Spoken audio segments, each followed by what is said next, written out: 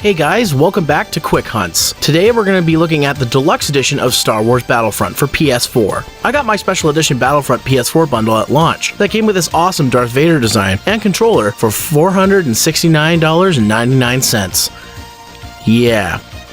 Anyways, let's get started. The game actually starts with Darth Vader. If you just put the game in for the first time, it'll need time to install on your PS4 or Xbox One hard drive. So while this is going on, you can get a taste of what it's like to play as Darth Vader, taking on never-ending waves of rebels.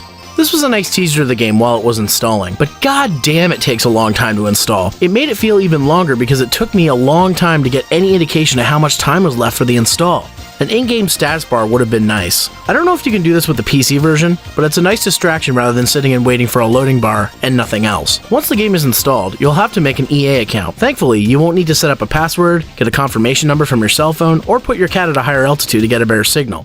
Just pick a name and get started. Once you're in, you'll realize there's no single-player campaign, which actually wasn't a huge disappointment for me. What was the disappointment was the lack of content. Star Wars Battlefront offers several online modes, including their own versions of Team Deathmatch, Capture the Flag, Ground Battle, Sky Battles, Mech Battles, Hero Battles, Cooperative Missions, etc. There's a lot to choose from, and you have a lot of variety on how you want to play. What isn't a variety is the actual maps. On launch, there were a total of 4 maps. 4 fucking maps. And the Battle of Jakku DLC that came out in December, and we now have 5 maps. Oh boy, 5.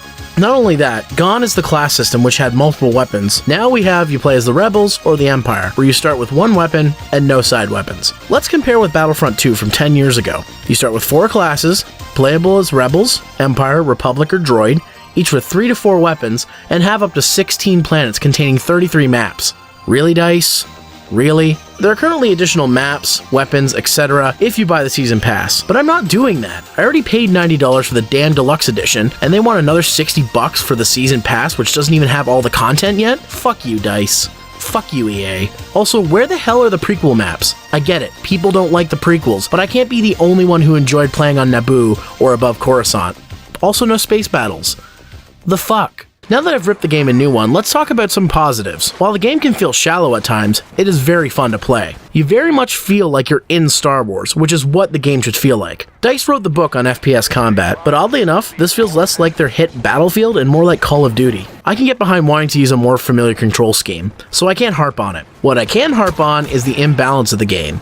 When you're first getting started, it is very easy to get killed, and if you didn't get the deluxe edition, everyone already has Han Solo's gun, the DL-44, unlocked right away, when normally it's a rank 25 weapon, and it's one of the most powerful guns in the game, so be prepared to have a really shitty kill-death ratio. If you're decent at first-person shooters, you might be okay, but even some of my buddies who are good at those games found it difficult to stay alive at first. I thought I was saying nice things. The graphics are really well done.